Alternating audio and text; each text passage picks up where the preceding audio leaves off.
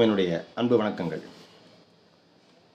108 திவ்ய தேசங்களை தரிசிக்கணும்னு ஆசைப்படுறவங்களுக்கு நிறைய பேருக்கு போக முடியாது. வைணவ தலங்களுக்கெல்லாம் பெருமாள் கோயிலெல்லாம் போய்ட்டுன்னு நினைக்கிறவங்கலாம் போக முடியாது. ஸோ அவர்களுக்கெல்லாம் பார்த்தீங்கன்னா ஸ்ரீவில்லிபுத்தூர் அங்கே போய் அந்த ஆண்டாளை வழிபடும்போது என்ன ஆகுது அப்படின்னா 108 திவ்ய ஸ்தலங்களை வழிபடக்கூடிய ஒரு புண்ணியம் அங்கே கிடச்சிருது. ஸோ அதனால் சிவகாசி பக்கத்தில் இருக்கக்கூடிய நீங்கள் ஸ்ரீவில்லிபுத்தூர் ஆண்டாளை போய் தரிசனம் பண்ணாவே 108 வைணவ ஸ்தலங்களை தரிசனம் பண்ண புண்ணியம் உங்களுக்கு கிடச்சிடுது.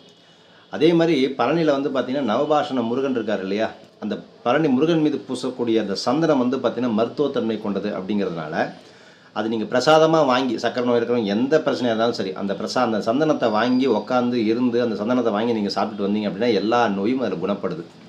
வருடத்தினுடைய 365 நாட்களுமே திருப்படி அந்த என்ன சொல்கிறது திருப்படிகளாக கொண்ட திருத்தணி முருகனை வருஷத்துக்கு ஒரு தடவை தரிசனம் செய்தால் ஆண்டு முழுவதும் தரிசனம் செய்த பலன் உங்களுக்கு உண்டு. அதனால தான் நிறைய பேருக்கு நான் திருப்பரங்குன்றம் திருத்தணி போயிட்டு வாங்க அப்படின்னு சொல்லுவேன். ஸோ ரொம்ப விசேஷமான ஸ்தலம், போய் பாருங்கள்.